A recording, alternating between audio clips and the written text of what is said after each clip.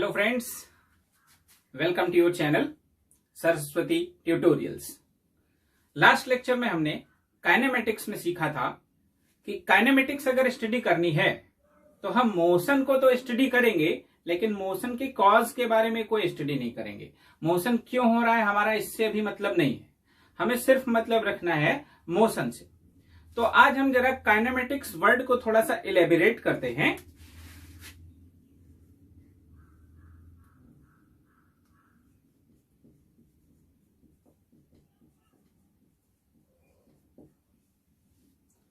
Kinematics, तो जो आपका काइनेमेटिक्स वर्ड है ये दो वर्ड से मिलकर बना है। एक वर्ड है काइन और दूसरा वर्ड है मैटिक्स। काइन, काइन को हम बोलते हैं मोशन,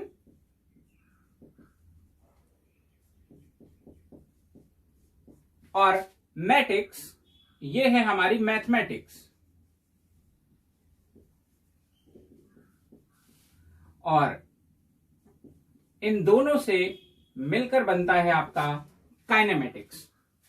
तो जब हम मोशन करते हैं तो मोशन में बहुत सारे ऐसे पैरामीटर्स हैं जिनका हमको कैलकुलेशन करना पड़ता है। तो मोशन की जो कैलकुलेशन है वही हमारी काइनेमेटिक्स है। अब इसमें अगर मोशन की बात करें तो हम मोस्टली इसमें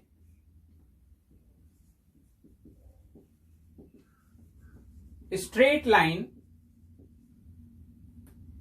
मोशन, जिसको हम कहते हैं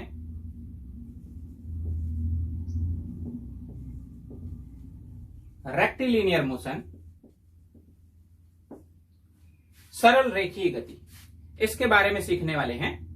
और जो आपका स्ट्रेट लाइन मोशन है इसमें भी अगर हम जाएं तो मोस्टली हम इसमें तीन टाइप के मोशन देखते हैं, one dimensional, two dimensional and three dimensional. तो वन डायमेंशन में भी अगर हम स्ट्रेट लाइन चल रहे हैं, टू डायमेंशन में भी अगर हम स्ट्रेट लाइन चल रहे हैं, और थ्री डायमेंशन में भी अगर हम स्ट्रेट लाइन में चल रहे हैं, इन मोशंस को हम इस काइनेमेटिक्स के मोशन में स्टडी करेंगे। अब इसकी जो मैथमेटिक्स है, मैथमेटिकल कैलकुलेशन की अगर बात करें तो इसमें मोशन में कौन से पैरामीटर्स की मैथमेटिक्स के बारे में हम स्टडी करने वाले हैं, हम जरा इसे समझते हैं। तो अगर हम इस मोशन के पैरामीटर्स के बारे में बात करते हैं,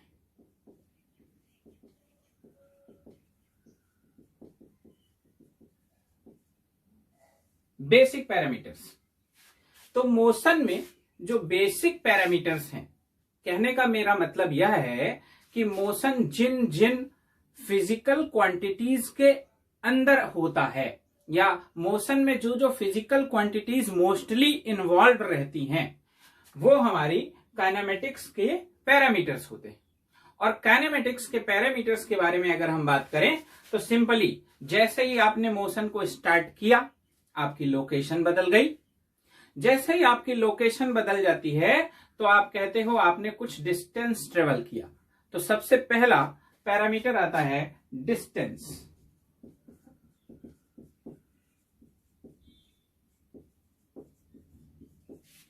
तो काइनेमेटिक्स का पहला पैरामीटर है डिस्टेंस, जिसके बारे में हम स्टडी करेंगे। और अब हम कह रहे हैं कि हम इसमें स्ट्रेट लाइन मोशन को इन्वॉल्व कर रहे हैं।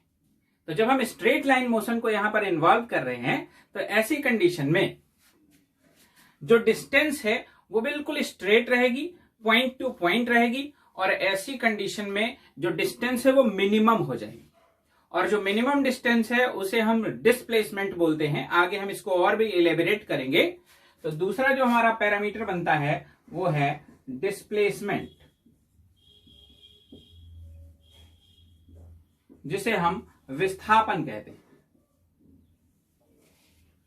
अब कुछ लोग धीमे धीमे मोशन करते हैं, कुछ लोग फास्ट मोशन करते हैं।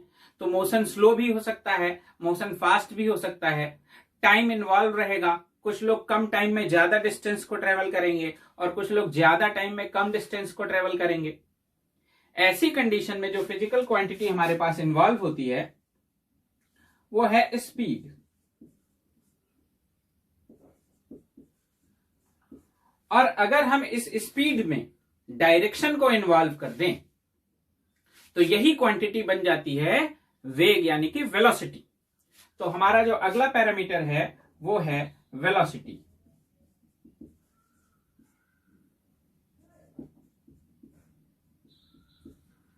अब अगर हम अपनी नॉर्मल जर्नी को देखें तो हमारी जो नॉर्मल जर्नी हो रही है उसमें हम कभी तेज चलते हैं और कभी धीमे चलते हैं, कभी दाएं जाएंगे कभी बाएं जाएंगे, बार बार डायरेक्शन में चेंजेस आते रहते हैं, हमारी जो स्पीड है उसमें भी चेंजेस आते रहते हैं। तो इस तरह से हम कह सकते हैं कि जो हमारी वेलोसिटी है, जो हमारा वेग है, वो कंटिन्यू चेंज होता जा रहा है। तो ऐसी कंडीशन में एक और क्वांटिटी यहां पर इन्वॉल्व होती है और ये हमारा फिफ्थ पैरामीटर है जिसको हम एक्सेलरेशन कहते हैं।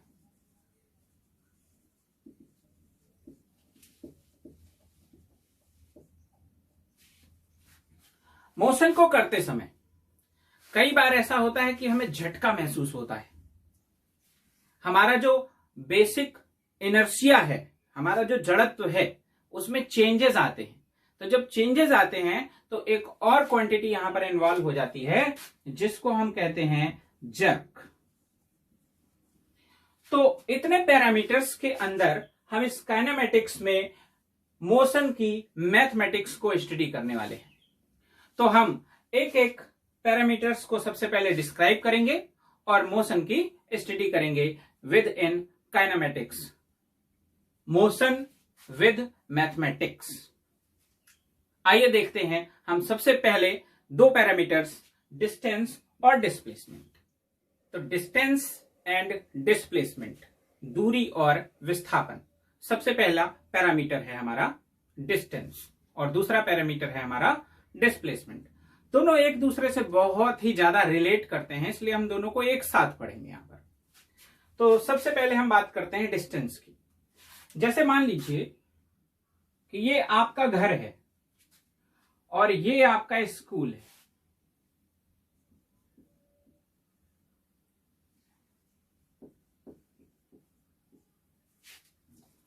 और आपको अपने घर से स्कूल जाना है। तो ऐसी कंडीशन में आपके घर से स्कूल जाने तक कई सारे रास्ते पॉसिबल हैं, ठीक है ना। तो जब कई सारे रास्ते पॉसिबल हैं तो हो सकता है कि एक दिन आप इस रास्ते से जाएं, पहले दिन आपने इस रास्ते को फॉलो किया और ऐसी कंडीशन में आपसे अगर पूछा जाए कि आपने कितनी डिस्टेंस ट्रेवल की तो आप कहेंगे कि इस रास्ते की जो लेंथ है उसको नाप लीजिए, उसका मेजरमेंट कर लीजिए और जैसे ही आप इस रास्ते के लेंथ को मेजर कर लेते हैं आपको पता चल जाएगा आपने कितनी डिस्टेंस ट्रेवल की है। अगर दूसरे दिन आप इस रास्ते से जाते हैं, ये आपका सेकेंड डे है, तो ऐसी कंडीशन में आप कहेंगे कि इस वाले रास्ते की लेंथ को नाप लीजिए, इसकी लेंथ को मेजर कर लीजिए, तो आपकी डिस्टेंस चेंज हो जाएगी। लोकेशन दो ही है हमारे पास, होम एंड स्कूल। पहले आप इस वाले पाथ पर गए, आपने कहा इस पाथ की लेंथ हमारी डिस्टेंस है। दूसरे दिन आप इस पाथ पे गए और आपने कहा नहीं, इस पाथ की लेंथ हमारी डिस्टेंस है। तो फिर डिस्टेंस है क्या? तो यहां पर पहला सिस्टम भी डिस्टेंस बता रहा है और दूसरा सिस्टम भी डिस्टेंस बता रहा है। तो सीधा सीधा मीनिंग ये निकलता है कि the actual length of path travelled by a particle is called distance.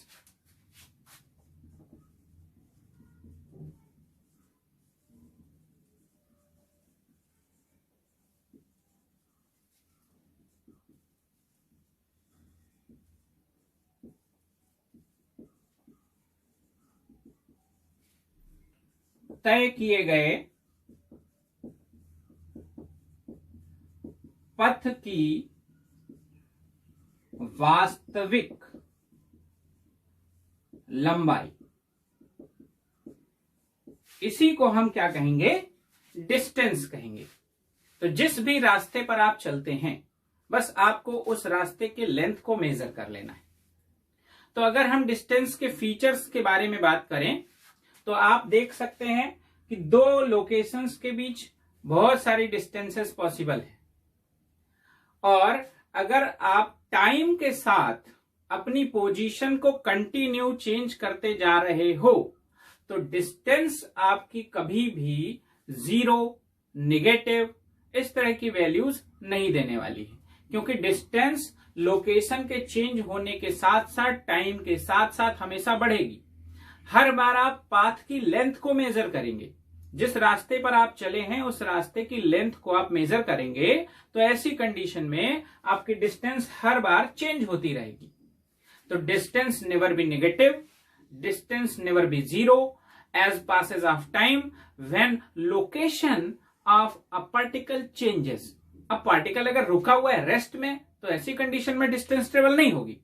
Distance travel होने के लिए टाइम टू टाइम पार्टिकल की लोकेशन चेंज होती रहनी चाहिए। अब हम देख रहे हैं कि इसमें हम बात कर रहे हैं लेंथ की, तो जबकि हम बात कर रहे हैं लेंथ की, और लेंथ की यूनिट के बारे में अगर बात करें तो लेंथ की यूनिट मीटर होती है, तो आपके डिस्टेंस की यूनिट भी मीटर हो जाती है। और इसका डायमेंशनल फार्मूला भी आप निकाल सकते हैं, L या M0 L1 T0। तो डिस्टेंस की यूनिट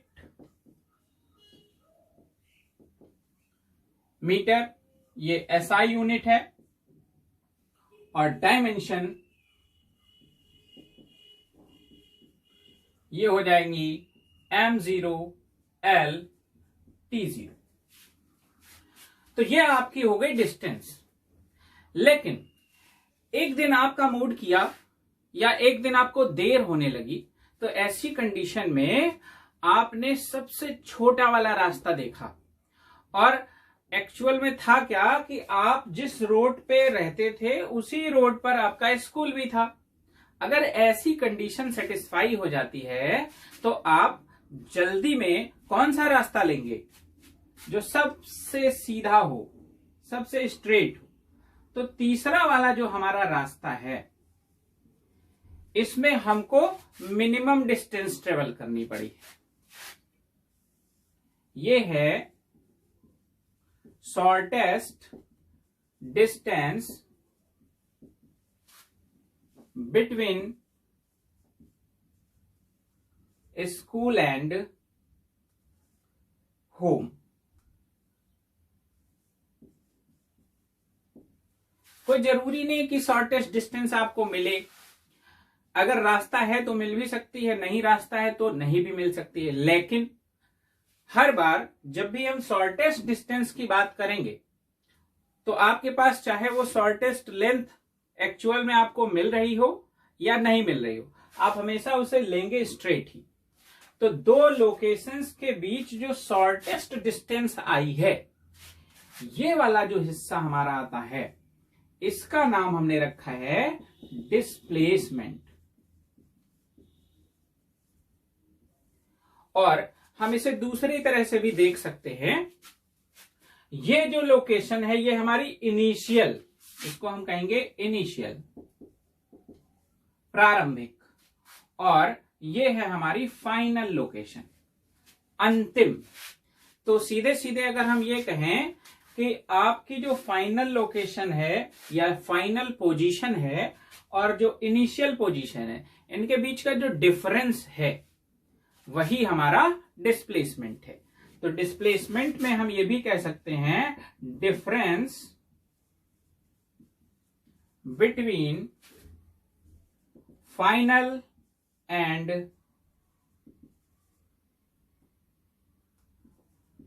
इनिशियल पोजीशंस, अंतिम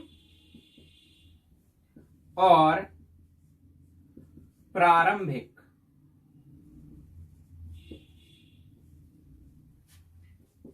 स्थितियों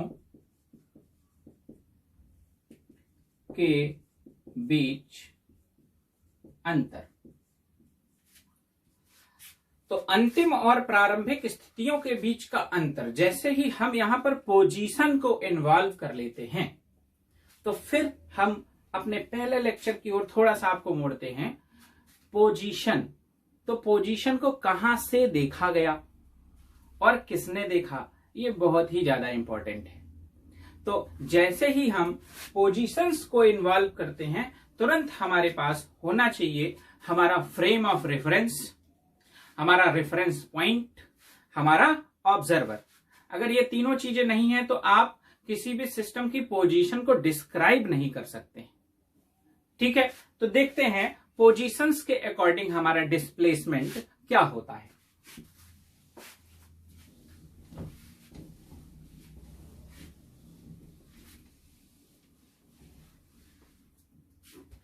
जैसे कि ये आपका रेफरेंस फ्रेम है, जिसमें हमारे पास x, y और z, किसी को भी x, y, z मान सकते हैं। ये तीन एक्सिस हैं। आपने देखा कि आप सबसे पहले पोजीशन P पर थे, तो आप कहां से देखेंगे?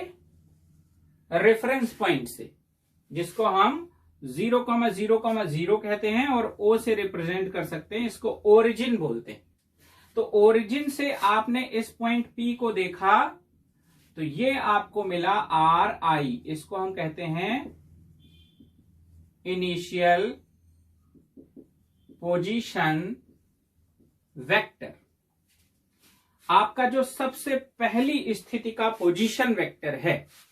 अब इसकी लोकेशन की अगर हम बात करें तो ये हो सकता है x1, y1 एंड z1। तो ऐसी कंडीशन में x1, y1 और z1 की वजह से अगर हम RI को देखते हैं तो हम इसे लिख सकते हैं xi cap plus yj cap plus z k cap.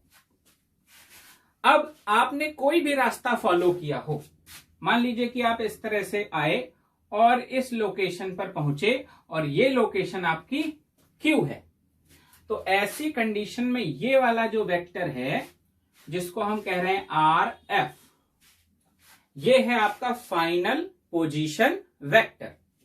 और इस पॉइंट के भी कुछ कोऑर्डिनेट्स होंगे, set x2, y2 and z2।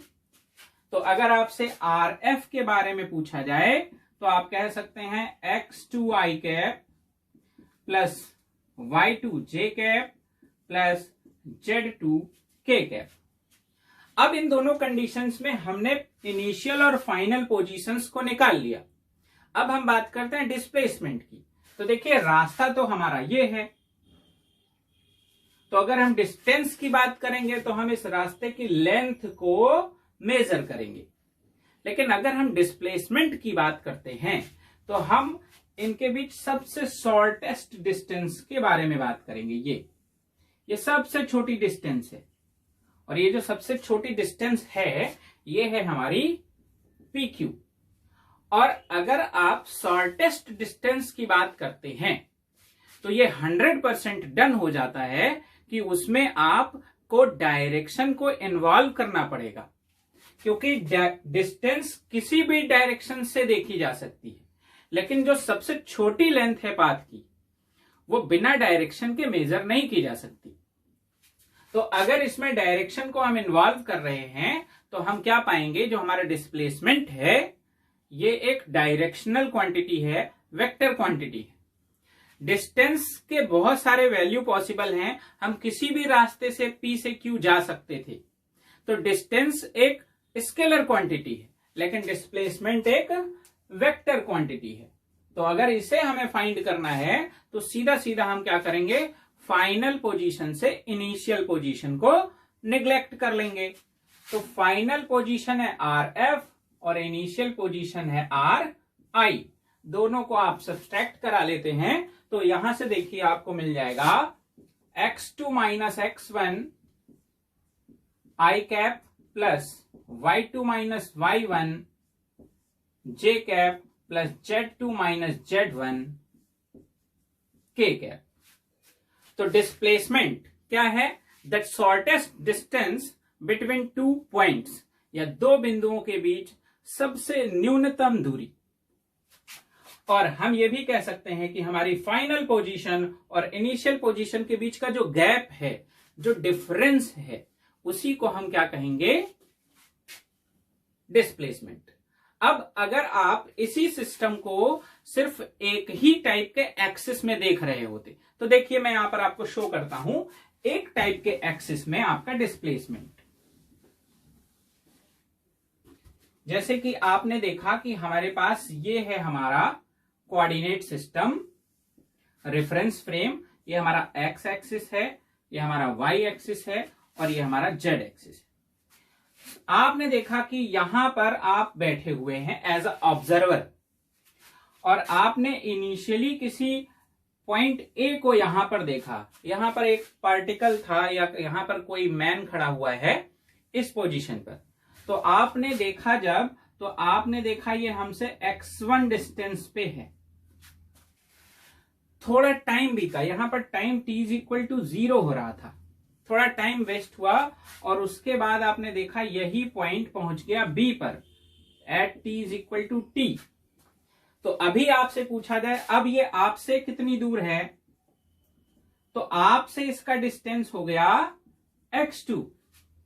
लेकिन अगर आपसे पूछा जाए ये कितना ट्रेवल करता है, कितनी लेंथ ट्रेवल करता है, तो केवल गया A टू B। तो फाइनली ये x2 पर था, इनिशियली ये x1 पर था, तो इसके बीच की डिस्टेंस हो जाएगी x2 माइनस x1, और ये शॉर्टेस्ट डिस्टेंस है, इसलिए हम इसे कहेंगे डिस्प्लेसमेंट। तो केवल एक एक्सिस पे जाते हैं तो भी हम डिस्प्लेसमेंट देख सकते हैं, अगर हम 3 डायमेंशन में जाते हैं तो भी हम डिस्प्लेसमेंट को देख सकते हैं, इस तरह से, जो कि हमने यहां पर समझा। तो डिस्प्लेसमेंट ऑल ओवर दो पॉइंट्स के बीच की शॉर्टेस्ट डिस्टेंस है, या हम कह सकते हैं इनिशियल और फाइनल पोजीशंस के बीच का डिफरेंस है। तो आइए अब हम स्टडी करते हैं कंपैरेटिव, कि डिस्टेंस और डिस्प्लेसमेंट की कंपैरेटिव स्टडी में क्या सीख सकते हैं हम। Comparative study of distance and displacement, दोनों के बीच हम कंपैरिजन करने जा रहे हैं, क्या डिफरेंसेस हो सकते हैं और क्या समानताएं हो सकती हैं।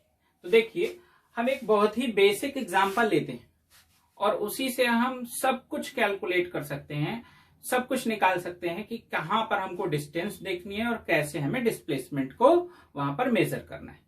तो देखिए ये हमारे पास एक ट्रैक है, रोड है, ये, और ये जो ट्रैक है हमारा, इस ट्रैक पर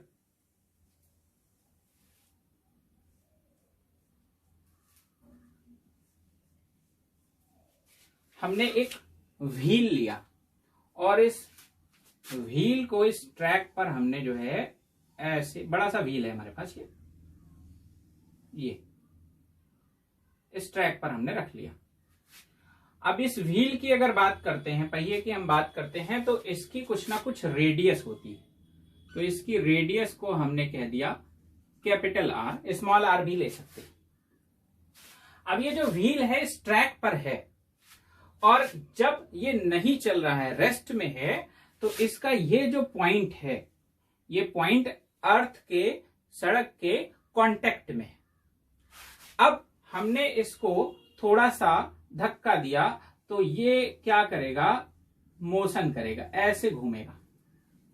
तो जब घूमेगा तो आगे बढ़ेगा, और आगे बढ़ने पर ये वाला कांटेक्ट हट जाएगा और नए कांटेक्ट्स आने लगेंगे। जैसे मान लीजिए ये पॉइंट ए है, ये पॉइंट बी है, ये पॉइंट सी है, ये पॉइंट डी है, ये पॉइंट ई है।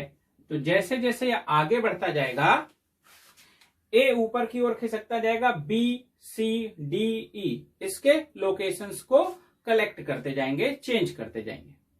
तो मान लीजिए थोड़ी देर के लिए कि सबसे इसका जो इनिशियल पॉइंट ए था और सबसे फाइनल पॉइंट जो है सबसे ऊपर, वो है एफ, और इसने जो है आगे बढ़ा और हाफ राउंड कंप्लीट कर लिया। राउंड कितना कंप्लीट हुआ है, हाफ। तो देखिए हाफ राउंड जब ये कंप्लीट करेगा तो ऐसी कंडीशन में ये व्हील यहां पर पहुंचेगा, इसकी रेडियस चेंज नहीं होगी, इसके जो पॉइंट ऑफ कांटेक्ट है सब चेंज हो चुके होंगे। हाफ राउंड में जो सबसे ऊपर था वो सबसे नीचे आ जाएगा ये, और बाकी पॉइंट्स इस तरह से आ जाएंगे, और जो सबसे नीचे था वो पहुंच जाएगा सबसे ऊपर कैपिटल ए पर। तो अगर आपसे पूछा जाए इसने कितनी डिस्टेंस कवर की, डिस्टेंस इन हाफ राउंड, तो ऐसी कंडीशन में हम दोनों चीजों को निकालने वाले हैं।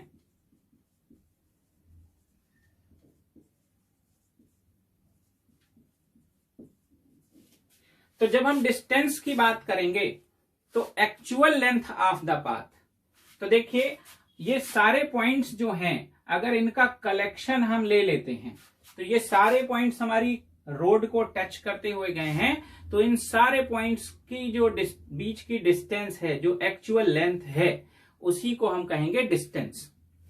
तो हमारी डिस्टेंस हो गई ए से लेकर एफ तक ये रास्ता, क्योंकि हमारा जो टायर है, जो हमारा व्हील है, उसके ये लोकेशंस जो है हमारी इस सरफेस को टच करते हुए गए हैं। सबसे पहले यहां पर ए था, फिर आया होगा बी, उसके बाद सी, फिर डी, देन ई, और फाइनली एफ पॉइंट यहां पर पहुंचा होगा। तो अगर डिस्टेंस की बात की जाए हाफ राउंड में, तो हाफ राउंड में हमने डिस्टेंस ट्रेवल की हाफ सर्किल का पैरामीटर। पैरामीटर का मतलब होता है परिमाप। तो आपका जो सर्किल है इसके हमने आधे परिमाप को, हाफ पैरामीटर को ट्रेस किया। तो जब हम हाफ पैरामीटर को ट्रेस करेंगे तो फुल पैरामीटर होता है 2 पाई आर और हाफ पैरामीटर होता है पाई आर।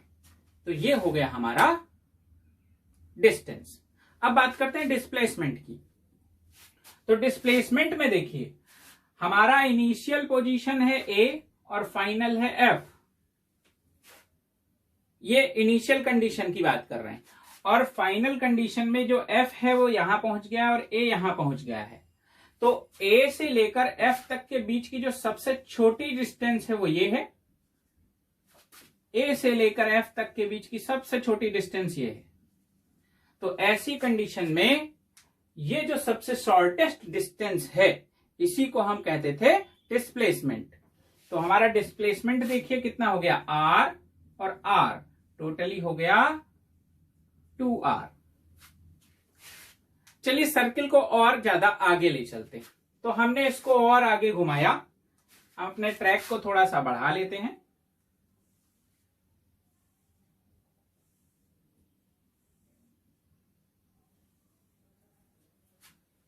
तो जब ये फुल रोटेशन को कंप्लीट करता है, इसने फुल रोटेशन को कंप्लीट किया, यानी कि फिर से आपका ए जो है वो यहां पर पहुंच गया और एफ आपका वो यहां पर है, रेडियस अभी भी आर है।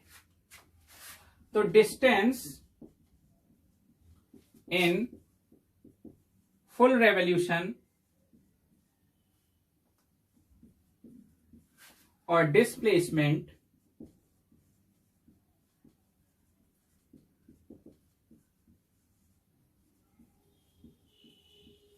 इनको हम देखते हैं। तो अब जब डिस्टेंस की बात करेंगे तो सबसे पहले इस पैरामीटर का हाफ सर्किल हमारी अर्थ को टच हुआ था तो हमने पाई आर लिया था।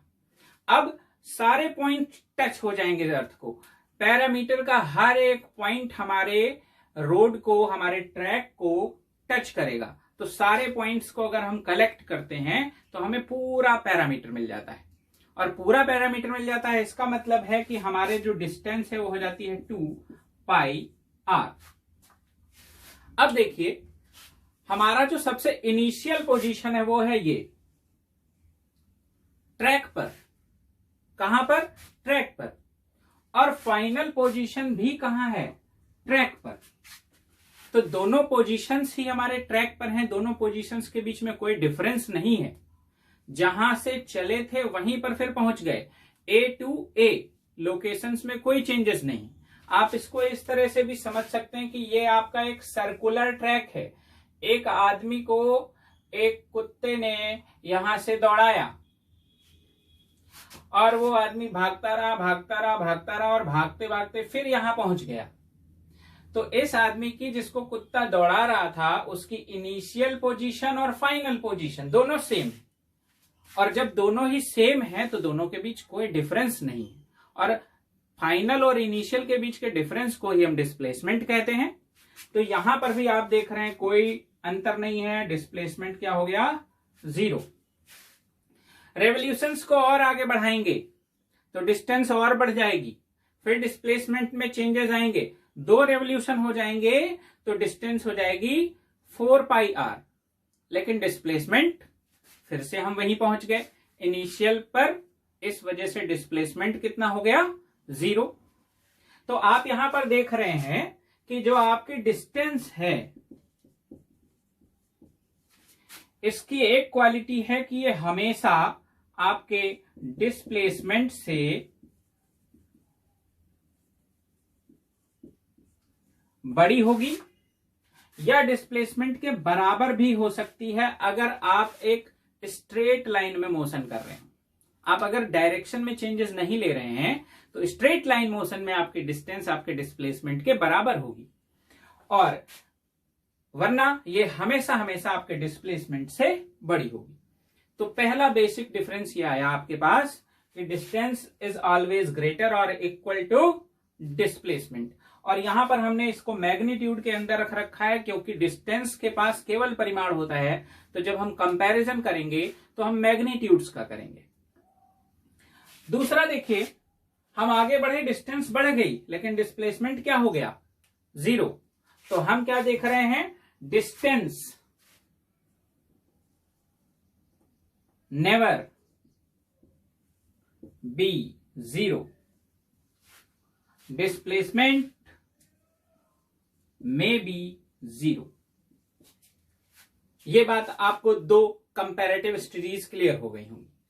हम तीसरे पॉइंट को लेकर आते हैं। अगर हम डायरेक्शन की बात करें तो डायरेक्शन किसके पास है, हमारे डिस्प्लेसमेंट के पास। तो डिस्टेंस एक स्केलर क्वांटिटी है और डिस्प्लेसमेंट एक वेक्टर क्वांटिटी है।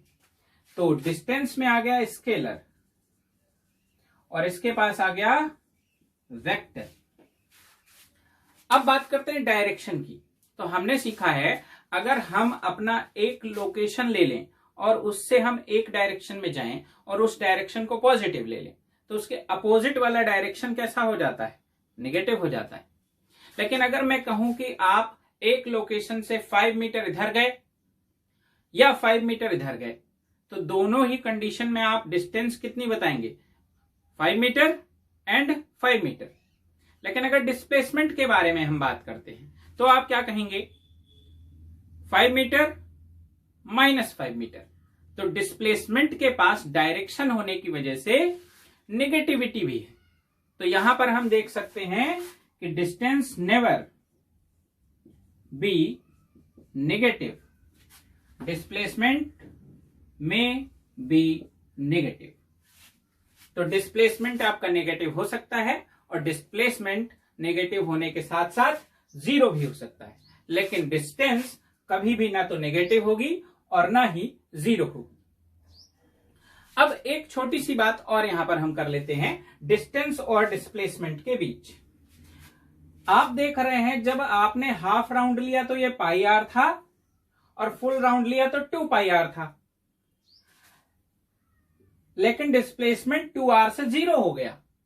तो हम क्या देख रहे हैं, डिस्प्लेसमेंट में भी डिक्रीजेस विद टाइम, समय के साथ डिस्प्लेसमेंट घट सकता है लेकिन डिस्टेंस टाइम के साथ कभी भी घटेगी नहीं, ऑलवेज बढ़ेगी। तो हम लिखेंगे यहां पर इसके बीच में difference, always increases with time, और यहां पर may be decreases with time. तो हम देख रहे हैं हमारी जो डिस्टेंस है वो कम हो सकती है, कभी नहीं, लेकिन डिस्टेंस कम हो सकता है, डिस्प्लेसमेंट कम हो सकता है। तो डिस्टेंस कभी भी टाइम के साथ घटती नहीं है, डिस्प्लेसमेंट टाइम के साथ घट सकता है। अब जैसे मान लीजिए कि आपने एक पत्थर लिया और उसको बिल्कुल सीधा ऊपर की ओर उछाला, तो पत्थर की पहली पोजीशन आपका हाथ थी और आपने उसे फिर से वापस कैच कर लिया, तो पत्थर की दूसरी पोजीशन भी आपकी हाथ ही है। तो अगर मैं आपसे कहूं कि पत्थर 10 मीटर हाइट तक गया था और डिस्टेंस की बात हो तो 10 मीटर गया और फिर 10 मीटर वापस आया, तो डिस्टेंस कितनी हो गई? डिस्टेंस हो गई यहां पर h प्लस h, 10 प्लस 10, 20। और displacement, initial position is your hand, final position also your hands, दोनों पोजीशंस एक ही हैं, दोनों पोजीशंस के बीच कोई डिफरेंस नहीं है, और ऐसी कंडीशन में आपका जो डिस्प्लेसमेंट है वो जीरो हो जाता है। तो डिस्प्लेसमेंट के जीरो होने के बहुत सारे एग्जांपल्स हैं हमारे पास, सर्कुलर ट्रैक, व्हील, पत्थर को फेंकना, बहुत कुछ। और डिस्टेंस कभी भी जीरो नहीं हो सकती अगर टाइम के साथ पार्टिकल की लोकेशन चेंज हो रही हो। यह ध्यान रखना है, मोशन होना चाहिए, मोशन नहीं हो रहा है तो अलग बात है, लेकिन मोशन होते हुए डिस्प्लेसमेंट जीरो हो सकता है, डिस्टेंस जीरो नहीं हो सकती। डिस्प्लेसमेंट निगेटिव हो सकता है, डिस्टेंस निगेटिव नहीं हो सकती। डिस्प्लेसमेंट हमेशा कम भी हो सकता है और ज्यादा भी हो सकता है, लेकिन डिस्टेंस हमेशा हमेशा बढ़ती ही रहेगी। डिस्प्लेसमेंट और डिस्टेंस बराबर हो सकते हैं, लेकिन डिस्टेंस हमेशा डिस्प्लेसमेंट से ज्यादा रहेगी। तो this is the comparative study between distance and displacement. अगर आप समझ पा रहे हैं तो अब हम अपने अगले पैरामीटर की ओर बढ़ते हैं, जो कि है स्पीड एंड वेलोसिटी। तो चलिए देखते हैं अगले पैरामीटर्स। तो हम बात करते हैं हमारे अगले पैरामीटर के बारे में, जो है स्पीड।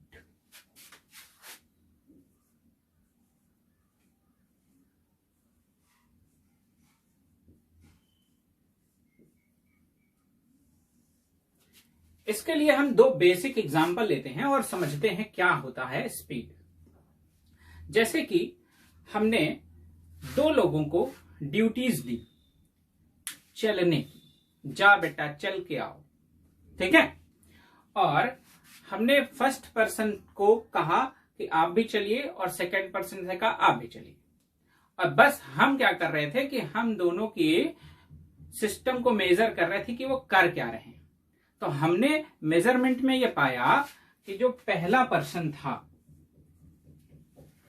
उसने 5 मिनट्स में 100 मीटर की डिस्टेंस कवर की, और दूसरे पर्सन ने 5 मिनट्स में 200 मीटर की डिस्टेंस ट्रेवल की। तो अगर हम आपसे ये पूछें कौन तेज चल रहा है भैया, तो आप क्या बताएंगे? दूसरा वाला तेज चल रहा है। तो तेज चलने का मीनिंग सीधे सीधे निकल कर आता है किससे? चाल से, स्पीडी सिस्टम। तो हमने क्या किया, स्पीड में देखा कि अगर टाइम के रिस्पेक्ट में डिस्टेंस बढ़ रही है तो आप कहेंगे स्पीड बहुत ज्यादा है, और टाइम के रिस्पेक्ट में डिस्टेंस कम है तो स्पीड स्लो है। तो स्पीड के फास्ट होने या स्लो होने में हम देख रहे हैं पहली क्वांटिटी जो इन्वॉल्व हो रही है with respect to time, that is distance. तो हम देख रहे हैं कि अगर हम इस स्पीड को v से रिप्रेजेंट करें तो जो हमारी स्पीड है ये हमारे डिस्टेंस के साथ प्रोपोर्शनेट है, डिस्टेंस के साथ प्रोपोर्शनेट है। दूसरी चीज देखिए, अब हमने केस को चेंज किया। हमने पहले वाले पर्सन से कहा तुम भी जाओ 100 मीटर, दूसरे वाले से कहा तुम भी जाओ 100 मीटर। तो हमने देखा कि जो पहला वाला 100 मीटर गया इसने 5 मिनट्स लिए और दूसरे वाले ने 2.5 मिनट्स लिए। तो अभी हम देख रहे हैं अभी भी दूसरा वाला तेज चल रहा है क्योंकि इसने कम टाइम में डिस्टेंस को ट्रेवल कर लिया। तो डिस्टेंस उतनी ही है, स्पीड बढ़ गई, टाइम कम हो गया। तो टाइम कम होता है तो स्पीड बढ़ती है, टाइम बढ़ता है तो स्पीड कम होती है। तो अब टाइम और स्पीड के बीच का जो रिलेशन है वो हम देख रहे हैं v proportionate to 1/t। Opposite, अगर आप ज्यादा टाइम लेते हो तो आप धीमे चल रहे हो, आप कम टाइम लेते हो तो आप तेज चल रहे हो। तो ये जो कंडीशंस हैं, इन दोनों कंडीशंस को अगर सेटिस्फाई कराया जाए तो हमें मिलेगा v is equal to s upon t, जिसको हम कह सकते हैं speed is equal to distance upon time. तो आप क्या देख रहे हैं यहां पर, अगर हम टाइम और डिस्टेंस दोनों को एक साथ कंपेयर कराते हैं तो ऐसी कंडीशन में जो फिजिकल क्वांटिटी जनरेट होती है वो फिजिकल क्वांटिटी है हमारी स्पीड। तो स्पीड कब ज्यादा होगी, कब कम होगी, ये सब चीजें आपको बताएंगी ये दो पैरामीटर, जो कि हमारा है डिस्टेंस और दूसरा है हमारा टाइम। क्योंकि हम पहले से ही कह रहे हैं टाइम तो चलता ही रहता है, टाइम को आप कभी नहीं रोक सकते, बस मोशन हो रहा है या नहीं हो रहा है, उसी के रिस्पेक्ट में आप अगली क्वांटिटीज को स्टडी करते हैं। अब हम स्पीड को थोड़ा सा और ब्रॉड वे में स्टडी करते हैं कि स्पीड किस किस टाइप की हो सकती है, कितने टाइप की स्पीड्स हमारे पास इन्वॉल्व है। तो देखिए, स्पीड की अगर हम बात करते हैं तो स्पीड को हमने 4 पार्ट्स में डिवाइड किया है। सबसे पहला है यूनिफॉर्म, एक समान, एक जैसी, हर टाइम एक तरह की। दूसरा है नॉन यूनिफॉर्म, असमान। तीसरा है एवरेज, औसत। कि एवरेज में इसलिए डाल रहे हैं क्योंकि कभी आप तेज चलते हैं, कभी धीमे चलते हैं, तो हम मोस्टली एवरेज की बात करते हैं। और सबसे जो लास्ट टाइप है ये बहुत ही ज्यादा इंपॉर्टेंट है, दैट इज इंस्टेंटेनियस, जिसे हम कहते हैं तात्क्षणिक। तो चलिए हम डिस्क्राइब करते हैं इन सारी टाइप की स्पीड्स को डिफरेंट वे में। हमारे सबसे पहले जो 2 टाइप हैं, एक है यूनिफॉर्म एक समान और दूसरा है नॉन यूनिफॉर्म असमान।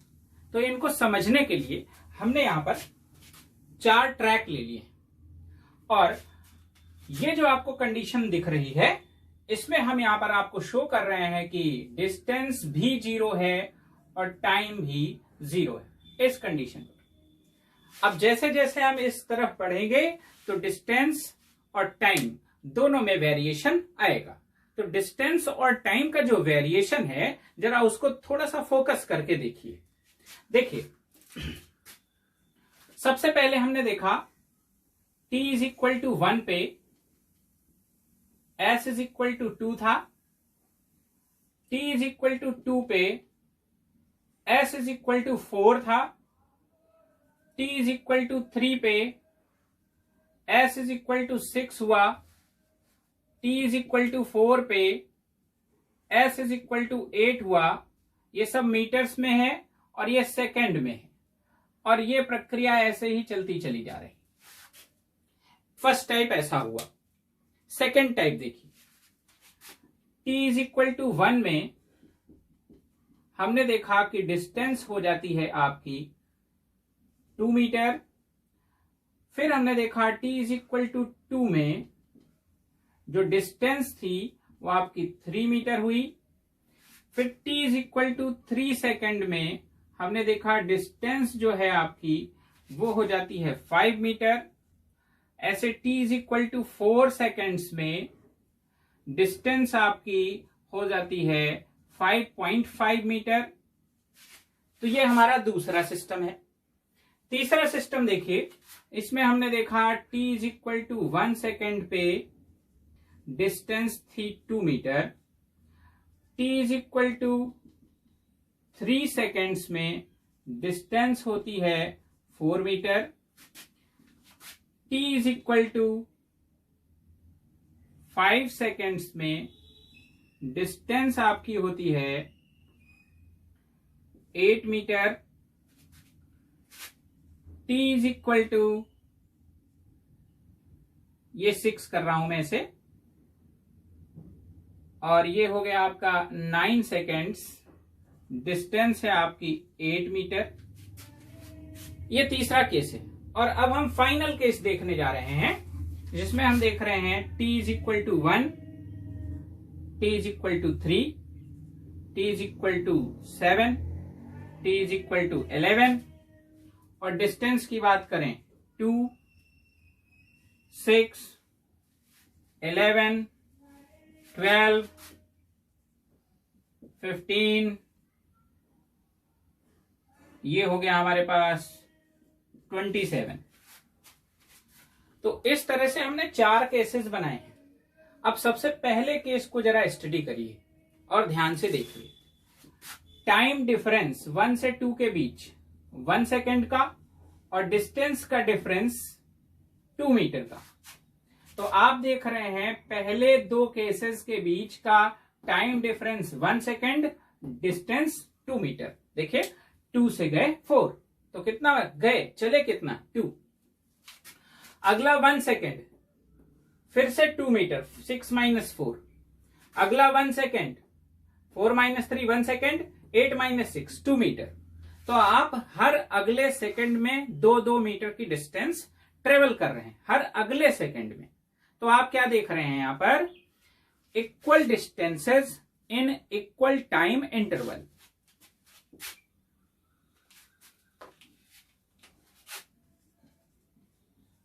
इक्वल डिस्टेंस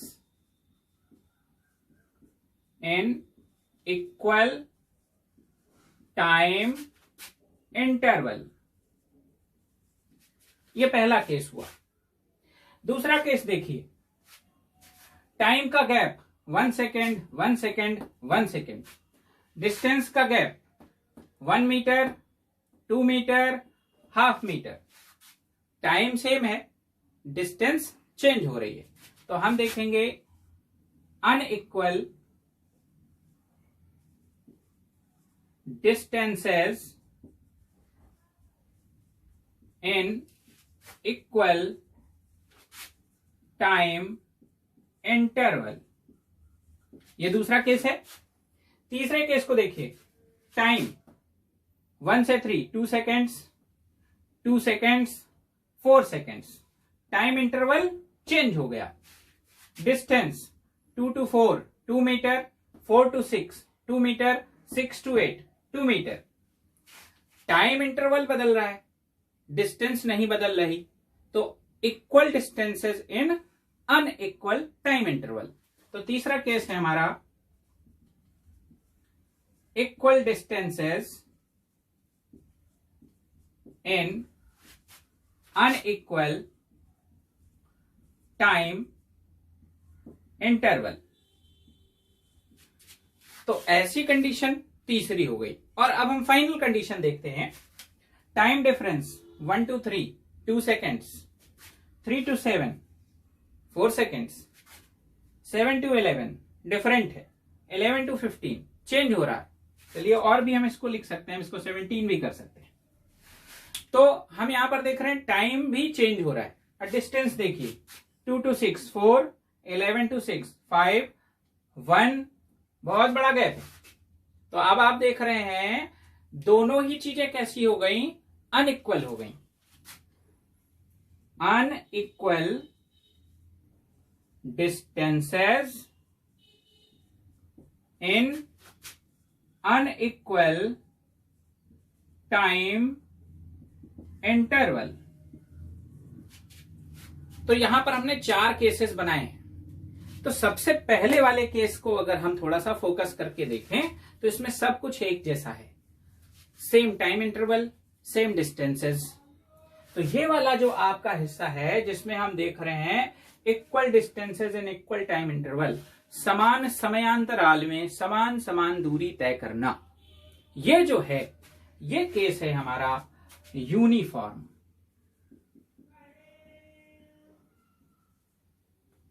एक समान चाल, यूनिफॉर्म स्पीड। अब जो दूसरे 3 केसेस आपके यहां पर दिखाई पड़ रहे हैं, जिसमें देख रहे हैं कभी डिस्टेंस चेंज हो जाती है, कभी टाइम चेंज हो जाता है, और कभी दोनों ही चेंज हो जाते हैं, ऐसे केसेस जो हमारे होते हैं, ये तीनों के तीनों केसेस हमारे नॉन यूनिफॉर्म में जाते हैं।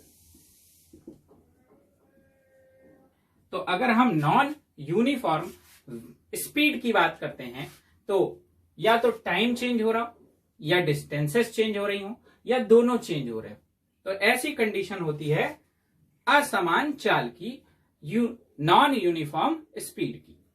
तो this is the basic difference between uniform speed and non uniform speed. Uniform speed में सिर्फ और सिर्फ एक केस पॉसिबल है, same time interval, same distances, और नॉन यूनिफॉर्म में कभी टाइम में चेंजेस आएंगे, कभी डिस्टेंस में चेंजेस आएंगे, और कभी दोनों में चेंजेस आएंगे। तो यह है आपका यूनिफॉर्म और नॉन यूनिफॉर्म स्पीड। अब बात करते हैं एवरेज के बारे में। बहुत ही ज्यादा इंपॉर्टेंट टॉपिक है एवरेज स्पीड। छोटे छोटे माइनर मिस्टेक्स बच्चे यहां पर करते हैं, इसको आपको थोड़ा सा ध्यान से समझना है। मैं इसमें कुछ एग्जांपल्स भी आपको दूंगा, थोड़ा सा ध्यान से देखिए। अगर हम अपनी डेली लाइफ में जब भी हम एक लोकेशन से दूसरी लोकेशन तक जाते हैं, यानी कि जर्नी करते हैं, और हम उस जर्नी को स्टडी करें, तो हम ये पाएंगे कि हम कभी भी यूनिफॉर्म स्पीड से नहीं चलते। कभी हम तेज चलते हैं, कभी हम धीमे चलते हैं। तो ऐसी कंडीशन में अगर आपसे पूछा जाए कि आप एक्चुअल में चल किस स्पीड से रहे हैं, तो इसमें हम इसको एवरेज सिस्टम से कैलकुलेट करते हैं। और एवरेज सिस्टम जो हमारा कैलकुलेशन का है वो बहुत ही सिंपल है, हमें कुछ भी नहीं करना है। हमारा जो एवरेज स्पीड है, इसमें हमको पहले फाइंड करनी है टोटल डिस्टेंस, और फिर हमें फाइंड करना है टोटल टाइम, और दोनों को करा देना है डिवाइड। तो sigma S upon sigma T. Sigma S का मतलब हो गया जहां जहां जितने जितने टाइप की डिस्टेंसेस आपने ट्रेवल की, और सिग्मा टी का मतलब है उन डिस्टेंसेस को ट्रेवल करने में आपको जो जो टाइम्स लगे थे। तो आपको कुछ नहीं करना है एवरेज में। और एवरेज ही क्यों निकालते हैं हम, ये बात इसलिए कह रहे हैं क्योंकि हमारी डेली लाइफ का जो स्पैन है, उसमें जो हमारी जर्नी है, अगर आप ट्रेन को ही देखें तो प्लेटफॉर्म से चलती है, धीरे होती है, बीच में फिर स्पीड बढ़ा लेती है, और फिर जब उसको रुकना होता है तो फिर अपनी स्पीड को स्लो कर लेती है। तो ऑल ओवर ट्रेन की स्पीड हो, या आपकी साइकिल की स्पीड हो, या आपकी मोटरसाइकिल की स्पीड हो, रास्ते में अगर चल रहे हैं, ब्रेक मारना पड़ता है, तो बार बार स्पीड चेंज होती रहती। तो अलग अलग टाइम इंटरवल्स में हम अलग अलग डिस्टेंस ही ट्रेवल करते हैं। तो हमारी स्पीड ऑल ओवर हमेशा नॉन यूनिफॉर्म रहती है। इसलिए अगर हमसे कोई स्पीड पूछे कि आप किस स्पीड से गए, तो आप कौन सी वाली बताएंगे। तो इसके लिए हमने क्या किया, एवरेज निकाल लिया कि total distance upon total time. तो मान लीजिए कि आपने सबसे पहले S1 डिस्टेंस T1 टाइम में, S2 डिस्टेंस T2 टाइम में, S3 डिस्टेंस T3 टाइम में, और ऐसे करते करते S9 डिस्टेंसेस Tn टाइम में ट्रेवल की हो। पहली डिस्टेंस T1 में, दूसरी डिस्टेंस T2 टाइम में, तीसरी T3 टाइम में, चौथी T4 टाइम में, और ऐसे बहुत सारी डिस्टेंसेस ट्रेवल की। तो अगर हम आपसे पूछें कि आपका एवरेज वेलोसिटी क्या है, तो पहले तो इसका रिप्रेजेंटेशन समझ लीजिए। या तो हम इसे इस तरह से लिखते हैं, या हम ये जो हमारा ब्रैकेट है इसमें v को लिख दें। दोनों ही कंडीशन में हम इसे एवरेज स्पीड ही पढ़ेंगे। तो ये किसके इक्वल होगी, हमने आपसे कहा टोटल डिस्टेंस, तो आप सारी डिस्टेंसेस को एड अप कर लेंगे, और अपॉन टोटल टाइम, तो सारे टाइम्स को ऐड कर लेंगे। तो ये हमारा फॉर्मूला बन जाता है एवरेज स्पीड का। तो एक्चुअल में हम यहां पर कुछ अलग डिस्कस करने वाले हैं। सामान्य तौर पर जो हमने एनालिसिस किया है उसमें हमने देखा है कि बच्चे बहुत छोटी और माइनर मिस्टेक करते हैं, उन्हें दिया कुछ और होता है और वो कैलकुलेशन किसी और चीज की कर रहे होते हैं, क्योंकि वो इस फॉर्मूले से थोड़ा सा प्रिडिक्टेबल हो गए होते हैं। वो पहले से ही अपने माइंड में सेट कर लेते हैं, हमको सब ऊपर वाले जोड़ लेने, सब नीचे वाले जोड़ लेने, भाग करा देना, बस आंसर ले लेना। लेकिन ऐसा नहीं है, हमें चेक करना पड़ेगा कि कौन सी क्वांटिटी दी गई है। तो यहां पर मैं आपको कुछ केसेस दिखाता हूं। देखिए, जैसे मैंने आपसे कहा कि S1, S2, S3 and S9 distances V1, V2, V9 speed से ट्रेवल की गई है। कि पहली डिस्टेंस में आपकी स्पीड V1 थी, दूसरी डिस्टेंस में आपकी स्पीड V2 थी, तीसरी में V3 थी और चौथी में V4, ऐसे करते करते फाइनली Vn थी। तो यहां पर अगर हम एवरेज की बात करें तो हमें चाहिए सबसे पहले total distance S1 plus S2 plus S3 dot dot dot Sn। ये तो हमें डायरेक्टली दिख रही है। और अपॉन में हमें क्या चाहिए? टाइम। लेकिन क्या हमारे क्वेश्चन में हमें टाइम दिया है? नहीं दिया है। तो हम टाइम को पहले कैलकुलेट कर लें और फिर यहां पर पुट कराएं। ये नहीं कि हमने सीधे इस वेलोसिटीज को यहां पर रख दिया। ये कंफ्यूजन रहता है बच्चों के माइंड में, तो इसलिए आपको ध्यान रखना है, ये माइनर मिस्टेक नहीं करनी है। हमारा फॉर्मूला जो है वो डिस्टेंस और टाइम का है, डिस्टेंस और वेलोसिटी का नहीं है। तो हम सबसे पहले टाइम को कैलकुलेट कर लेंगे, तो बहुत आसान है हमारे लिए। टाइम का बेसिक फॉर्मूला हम सभी लोग जानते हैं, बचपन से पढ़ते चले आ रहे हैं। Speed distance upon speed. तो ये हो गया आपका टाइम का basic formula, distance upon speed. तो यहां पर देखिए, पहला वाला टाइमिंग अगर आपको चाहिए, आपको T1 चाहिए, तो आप क्या करेंगे? S1 by V1 plus T2 S2 by V2 plus T3 S3 by V3 and so on Sn upon Vn। तो ऐसी कंडीशंस में आपको पहले टाइम को कैलकुलेट करना है, तब आपको स्पीड को निकालना है। ठीक है? तो जैसे इसका एग्जांपल हम दें कि एक ट्रेन 50 किलोमीटर 20 मिनट्स में, 30 किलोमीटर 60 मिनट्स में जाती है, उसका एवरेज स्पीड बताइए।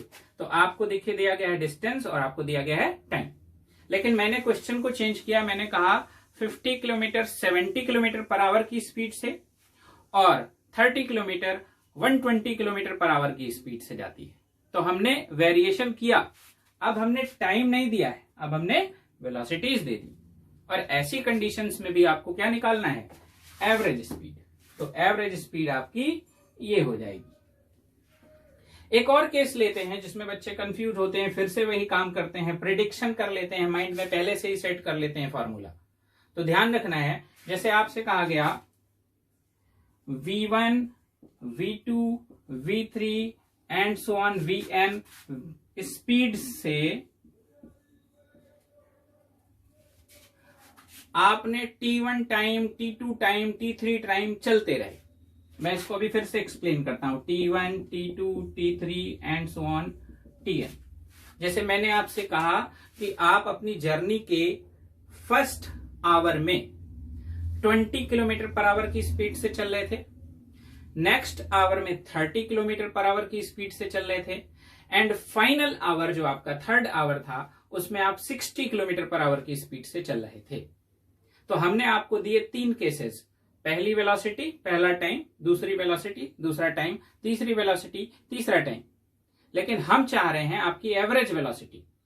तो यहां पर एवरेज वेलोसिटी निकालने के लिए हम V1, V2, V3 को ऐड नहीं करने वाले, हमारा बेसिक वर्किंग वही रहेगा। एवरेज के लिए हमें चाहिए S1, S2, S3, S4। तो हम यहां से देखिए S की अगर बात करें, डिस्टेंस की, इस फॉर्मूले से, तो आप निकाल सकते हैं स्पीड इंटू टाइम। तो पहला है S1, तो क्या हो जाएगा? V1 T1, V2 T2, V3 T3 Vn Tn, और सभी को हम ऐड कर रहे हैं तो ये डिस्टेंसेज हैं हमारी।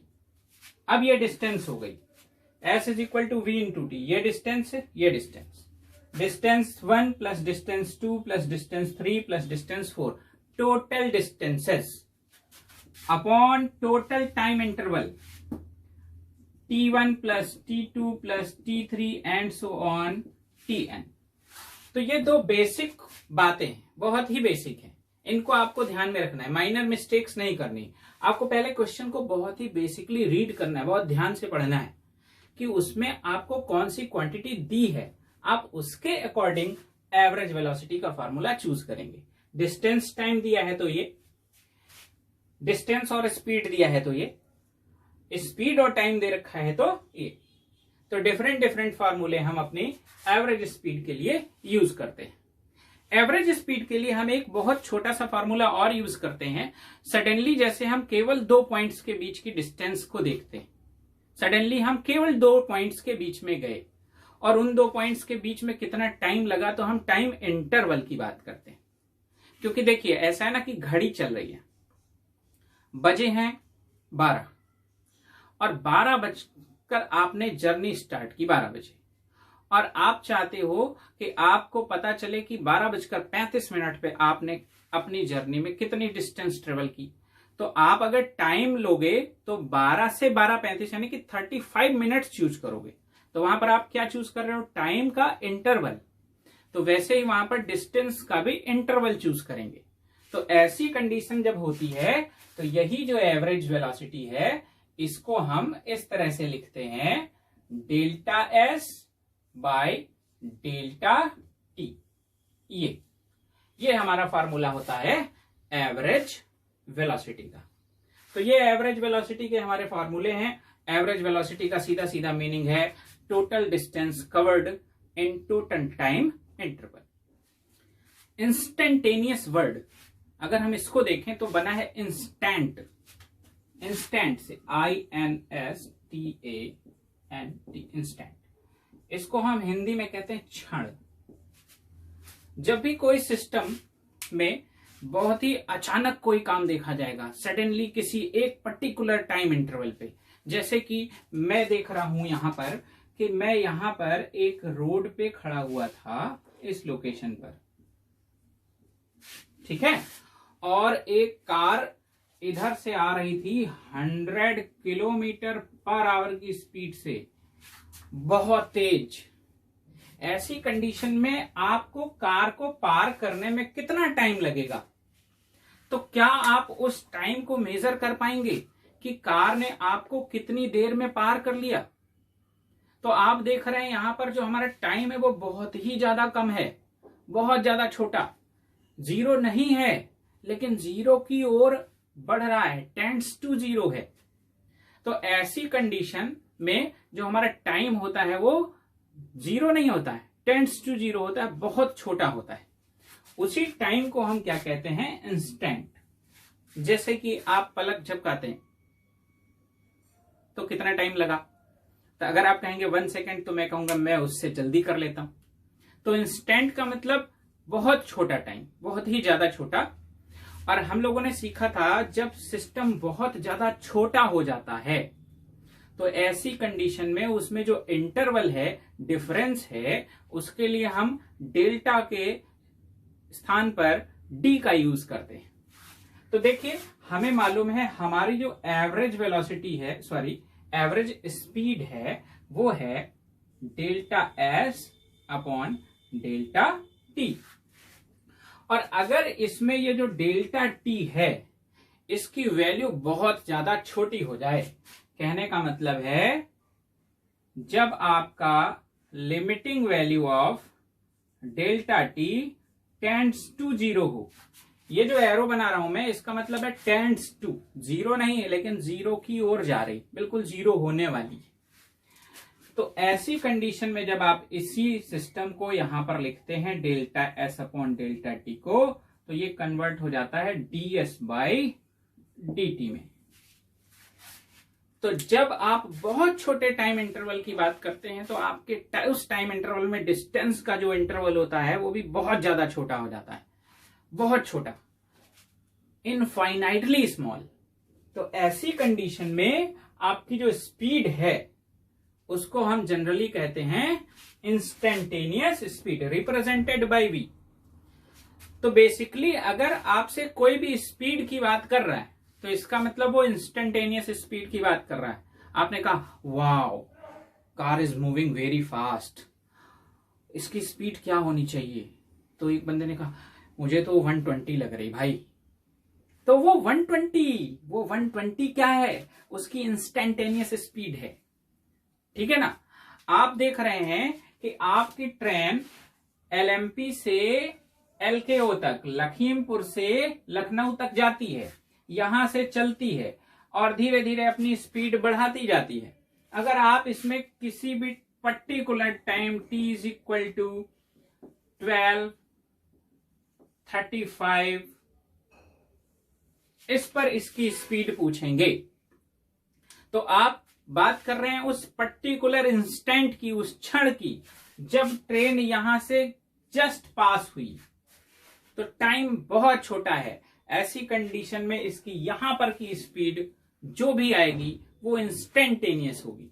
तो इंस्टेंटेनियस का मीनिंग है अचानक किसी भी पर्टिकुलर लोकेशन या पर्टिकुलर टाइमिंग पर जो आपसे स्पीड पूछी जाएगी वही आपकी इंस्टेंटेनियस स्पीड है। तो that's all over about speed.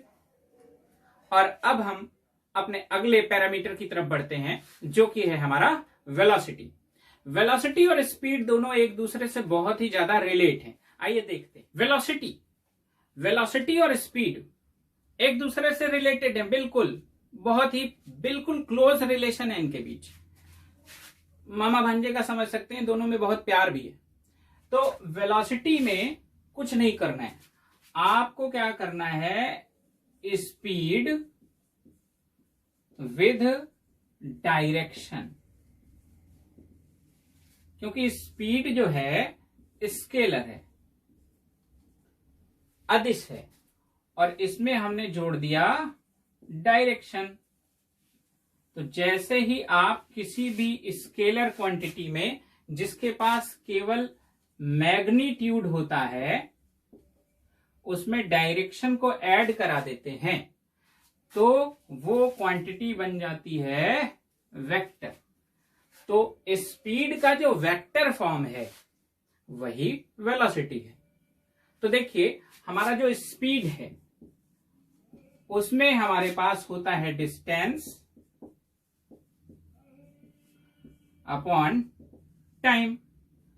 तो अगर हम बात करेंगे वेलोसिटी की तो वेलोसिटी में हमने कहा स्केलर क्वांटिटी को क्या बना देना है, डायरेक्शनल बना देना है।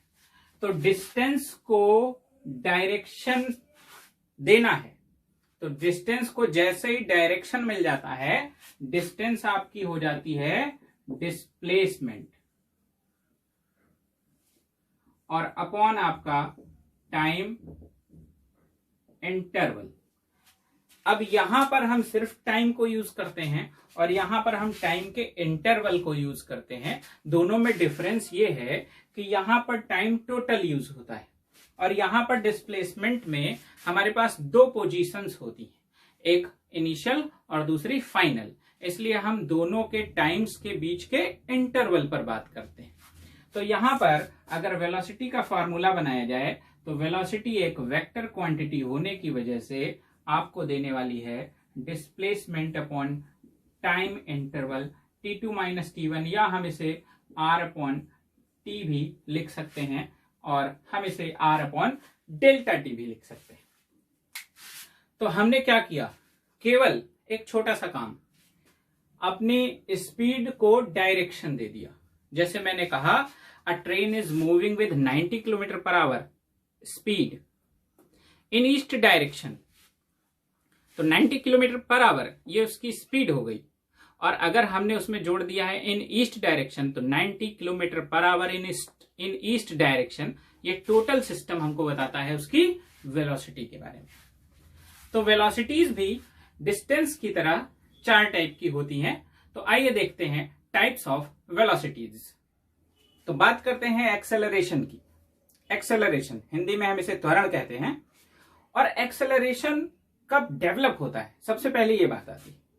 तो अगर आप अपनी डेली लाइफ की जर्नी को देखते हैं, आप कहीं भी जाते हैं, तो इनिशियल वेलोसिटी के बारे में अगर मैं आपसे बात करूं, तो सबसे पहले आप रेस्ट में थे और रेस्ट में से आपने चलना स्टार्ट किया, तो आपकी वेलोसिटी धीरे से बढ़ती है।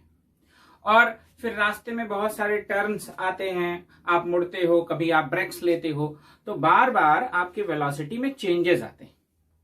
तो वेलोसिटी में जो चेंजेस हैं, उनकी वजह से जो फिजिकल क्वांटिटी प्रोड्यूस होती है वो है एक्सेलरेशन। और क्योंकि वेलोसिटी में चेंज आ रहा है, तो वेलोसिटी में चेंज आने में कुछ टाइम भी लगता है। तो हमने यहां पर एक्सेलरेशन के लिए एक सिस्टम बनाया, the rate of change of velocity. Rate of change of velocity is called acceleration. वेग परिवर्तन की दर को त्वरण कहते हैं। तो अब अगर हम एक्सेलरेशन की बात करें, तो एक्सेलरेशन को रिप्रेजेंट करते हैं स्मॉल ए से। ये एक वेक्टर क्वांटिटी है, तो इसके ऊपर हमने वेक्टर लगा लिया है और हम कह रहे हैं rate of change of velocity. तो मतलब है change in velocity upon change in time.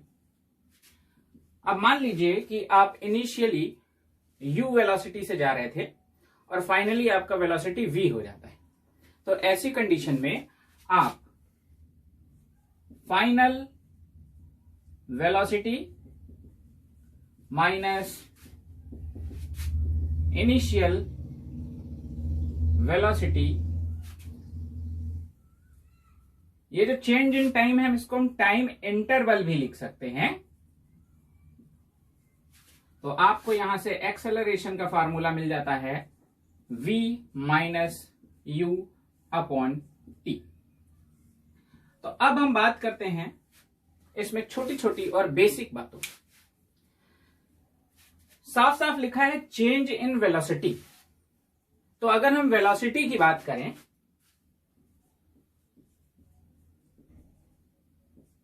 तो वेलोसिटी के पास है मैग्नीट्यूड प्लस डायरेक्शन, और हम कह रहे हैं चेंज इन वेलोसिटी। तो वेलोसिटी कैसे कैसे चेंज हो सकती है, इस चीज को हम कुछ बेसिक एग्जांपल्स से समझ सकते हैं। देखिए, जैसे कि ये आपके पास एक ट्रैक है और इस पर आपने देखा एक car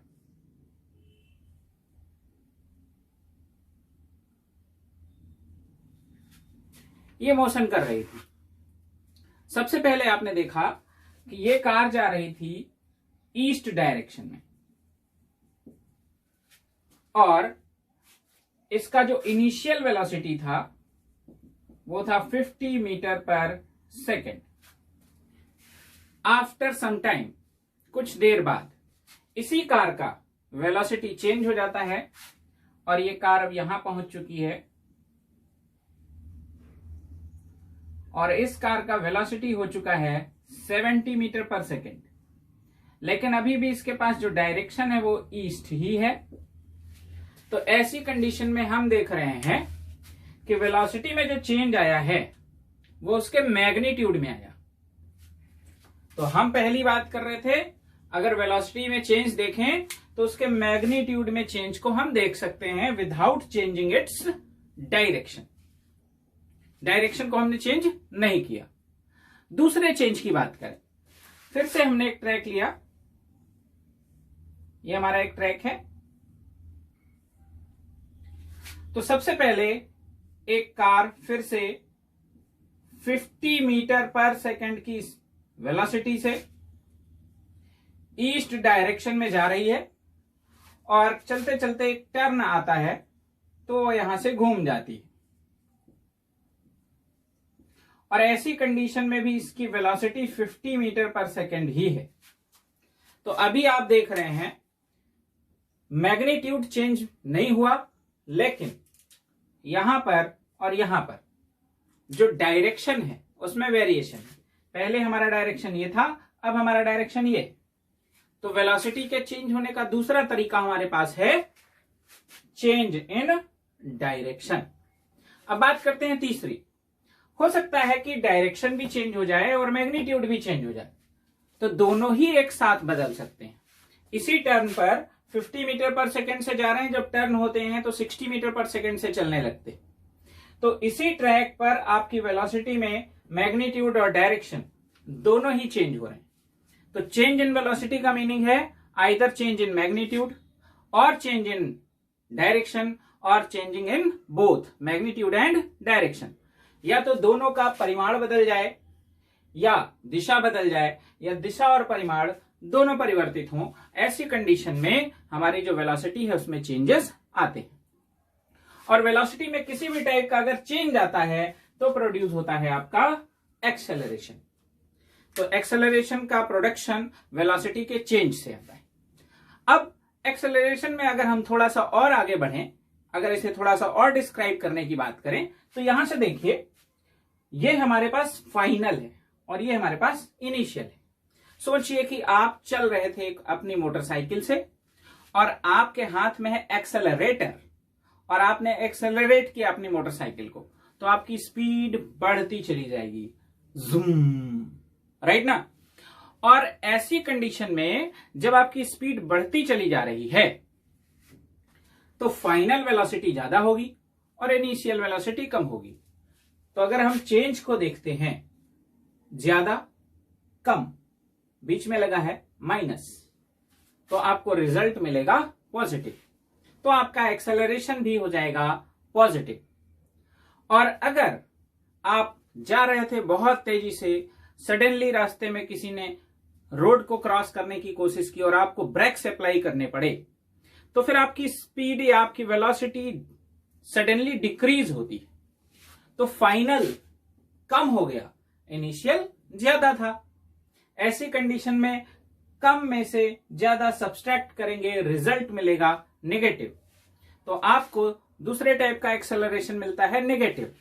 velocity increases, positive acceleration, और वेलोसिटी डिक्रीज करेगी तो नेगेटिव एक्सेलरेशन मिलेगा। और ये जो नेगेटिव एक्सेलरेशन है इसको हम रिटार्डेशन कहते हैं, मंदन कहते हैं। तो ध्यान रखना है आपको, पॉजिटिव एक्सेलरेशन एक्सेलरेशन है, त्वरण है, और नेगेटिव एक्सेलरेशन एक टाइप का रिटार्डेशन है जिसको हम मंदन कहते हैं। जैसे हम कहते हैं गति का मंद हो जाना, वैसे ही हमारे पास आ रहा है मंदन, रिटार्डेशन। क्लियर है।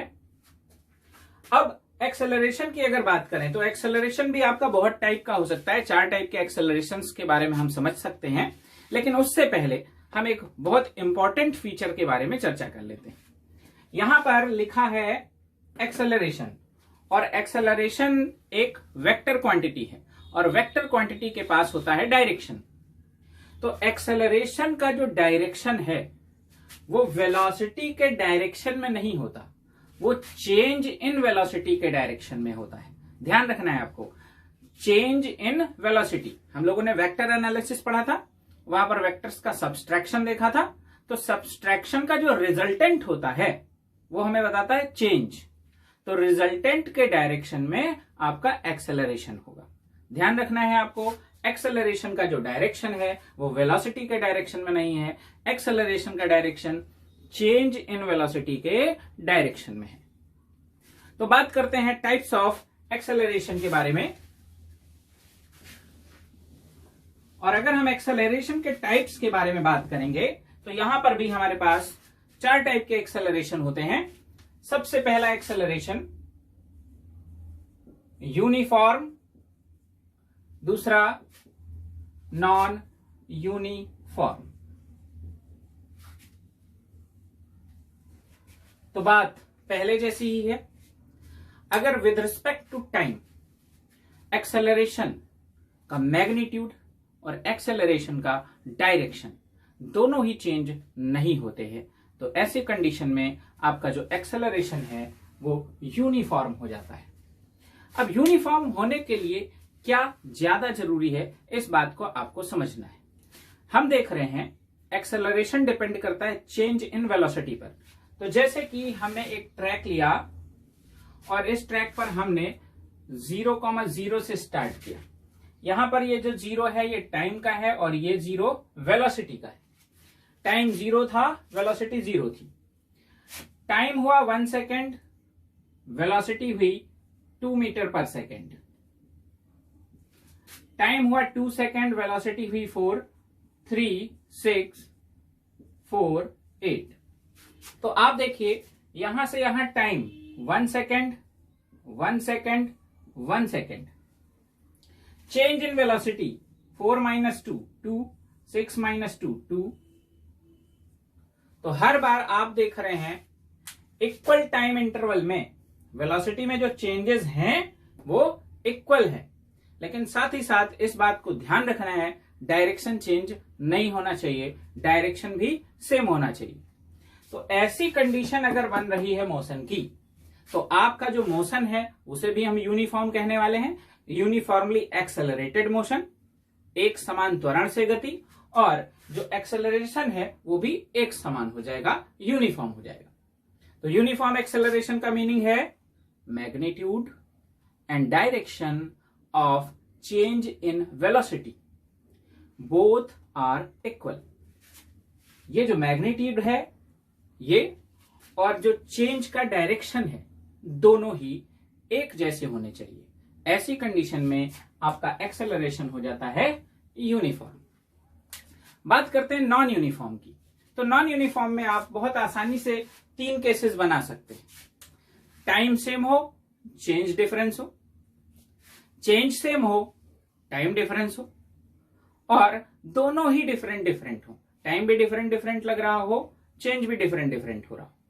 डायरेक्शन के हिसाब से देखेंगे, मैग्नीट्यूड सेम हो, डायरेक्शन डिफरेंट हो, डायरेक्शन सेम हो, मैग्नीट्यूड डिफरेंट हो, और दोनों ही अलग अलग हो जाएं, तो ऐसे केस में आपके पास जो एक्सेलरेशन प्रोड्यूस होता है वो एक्सेलरेशन आपका होता है नॉन यूनिफॉर्म एक्सेलरेशन। और जो हम नॉर्मली एक्सेलरेशन पढ़ रहे हैं, जिसको हम एक्सेलरेशन कह रहे हैं, वो आपका होता है एवरेज।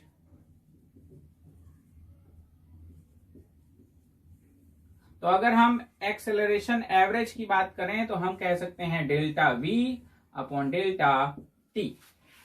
तो delta V upon delta T ये हमें देता है एवरेज एक्सेलरेशन। और अगर इसी डेल्टा वी और डेल्टा टी में जो हमारा टाइम का इंटरवल है वो टाइम इंटरवल बहुत ज्यादा छोटा हो जाए, बहुत कम हो जाए, तो ऐसी कंडीशन में हम लिखेंगे a is equal to limit delta t tends to 0 delta v by delta t is equal to dv by dt। तो एक्सेलरेशन का आपका जो फीचर है वो आपको मिल रहा है rate of change of velocity, वेग परिवर्तन की दर। तो ये जो आपको एक्सेलरेशन दिख रहा है ये आपका इंस्टेंटेनियस है। हम कई बार इसके पहले भी इंस्टेंटेनियस स्पीड, इंस्टेंटेनियस वेलोसिटी के बारे में चर्चा कर चुके हैं। सेम वैसे ही किसी एक पर्टिकुलर प्लेस पर वेलोसिटी में जो चेंजेस आए हैं वो डायरेक्शन में भी हो सकते हैं, वो मैग्नीट्यूड में भी हो सकते हैं, और वो दोनों में भी हो सकते हैं, लेकिन एक पर्टिकुलर इंस्टेंट पर जो चेंज आते हैं वो चेंजेस हमको बताते हैं जो एक्सेलरेशन, वो होता है हमारा इंस्टेंटेनियस एक्सेलरेशन। तो that's all over about acceleration. Acceleration के बारे में हम आगे फिर से एक बार चर्चा करेंगे अपने अगले सेशन में। तब तक के लिए बहुत बहुत धन्यवाद।